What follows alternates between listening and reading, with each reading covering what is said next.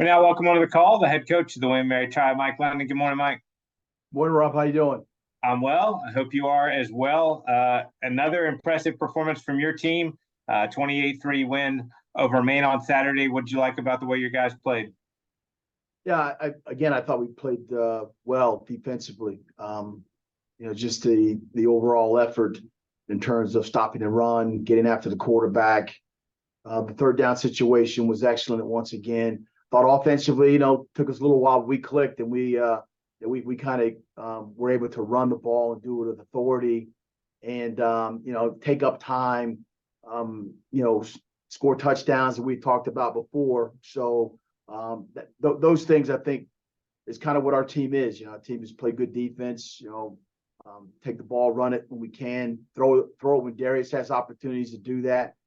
Control the time of possession, and play sound in the kicking game. So I was happy for the players, in terms of winning yet another game, being 4-0 at this point, knowing that you're through 1/3 of the schedule. Now you're getting ready to hit that, you're getting ready to hit that long haul right here where everybody has to deal with the soft tissue injuries and all the different things like that.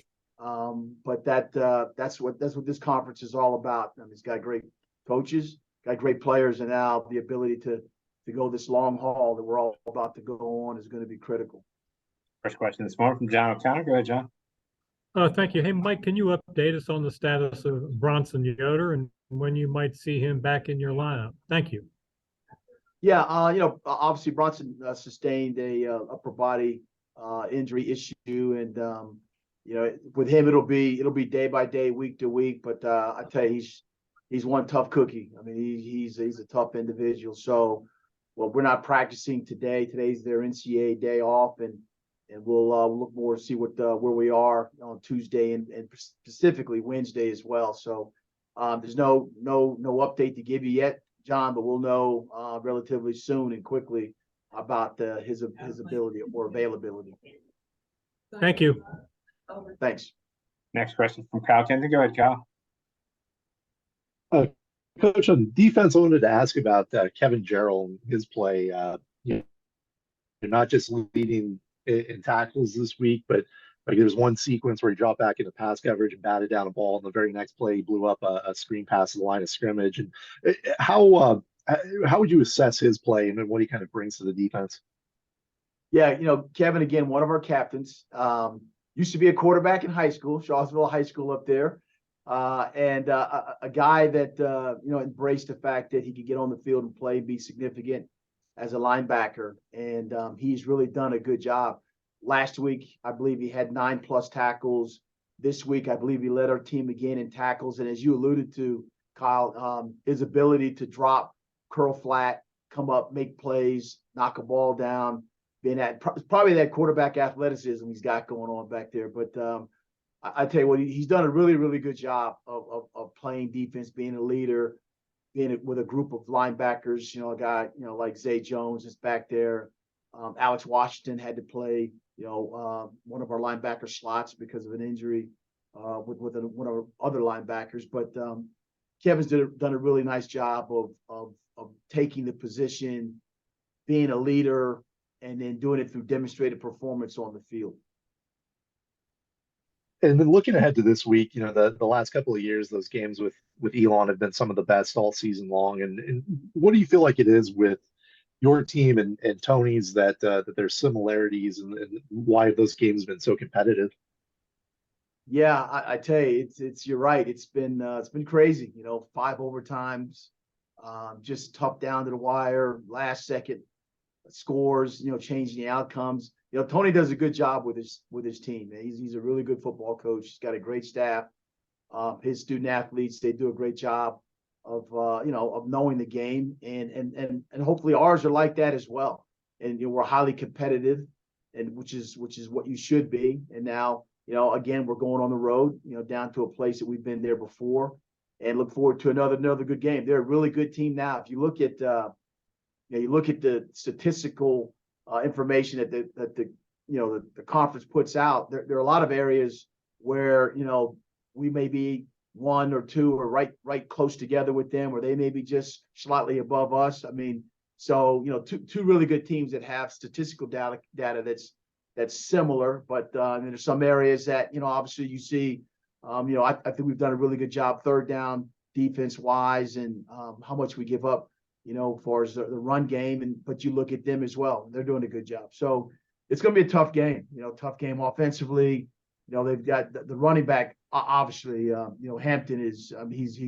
He's a great player, and he's got a group of players around him that can help. The quarterback does everything he needs to do to keep you honest. And, they got a good offensive line. And so, but I believe that we got a pretty good offense as well.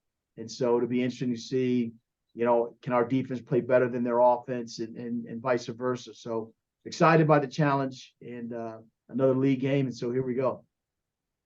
Thank you. Thanks. Next question from Marty O'Brien. Go ahead, Marty.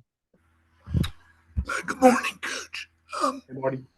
I wanted to follow up on John's question just a little bit, and I think you indicated this, but do you feel pretty confident that you're going to see Bronson back at some point? You listed him as day by day, so it sounds like you're expecting him back at some point. I mean, at one point he'll be back. I mean, I'm not at liberty to say right now at this moment, but Bronson's done a really good job, as we all know. Malachi Emo has done a really, really good job.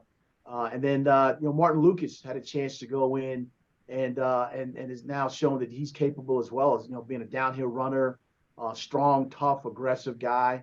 So, we've got a group of running backs that have done a really good job at moving the offense. We've got a good offensive line that does a great job in providing those holes and those opportunities. So, we'll, as I said, Marty, we'll play with whoever's back there. I might get you to get back there, and we'll hand the ball off to you or whatever. But that's where we are in this stage. I know every coach can talk about it. You're at this stage of the season, gone through training camp. Now you've gone through your first, 4 games or whatever, and you get into that part of it where these things occur, and your ability to be resilient and put a plan together that fits the team that you're playing in order to win the game. That's what's crucial, and that's what we're looking to do this particular week. Thanks, Coach. Thanks. Mike, with all the attention your defense is getting, obviously everybody starts with Nate and John, and rightly so, but Ryan Poole came up with a huge play for you there in the third quarter, that interception that kind of changed the momentum around, and your secondary has been pretty good all year. Talk about Ryan's play there, and then maybe what those guys have meant to your defense. Yeah, Rob, it was critical. Like I said, Coach Stevens does a great job with his team, who they played leading up to our game, tough, aggressive, that they've traveled all over. But Ryan being able to, read the quarterback and do what he needed to do that particular play to come up with the interception, kind of flipped things. And so from that point on, we start going and getting after it. When Bronson went out, after that, there was, I think it was like 18 plays. We had the ball for 18 plays, and I've never heard of that. Having the ball in that possession, then driving. So there was a level of grit, overcoming adversity, and responding in a positive way. And so it was good to see that happen to our football team, because that's an identity that that you want to adopt and carry forward if you need to do it again. But Ryan again, another one of our captains, has done a really good job thus far, and we're going to need him to keep playing well as we move forward in these schedules. One more for you. You touched on the Elon rivalry a couple of times. That was the last time that you guys lost the conference game. You haven't lost one since, and that was a game that you led going into the fourth quarter. How much is that sort of a rallying point for your guys? How much would they like to have that one back?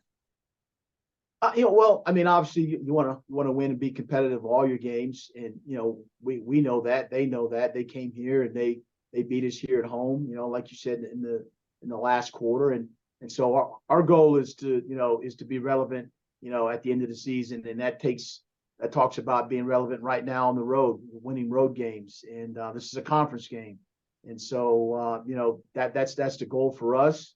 We've been down there before. We've won down there before, as they've done up here. So, and the competition, speaks for itself. Like this conference, the competition week by week, the games that are your rival games or teams that you're competitive against. That's just the way it is. And so here's another one and another chance for us to go on the road and be competitive and hopefully come away with a positive outcome. All right, Mike, thanks as always for the time today. Safe travels to Elon, and we'll talk again next week. Thanks, Rob. Appreciate All right, it. thank you. Appreciate it. Again, for me and members on the line, if you have questions for our coaches this morning, just use the chat feature or the raise your hand icon. We now welcome on the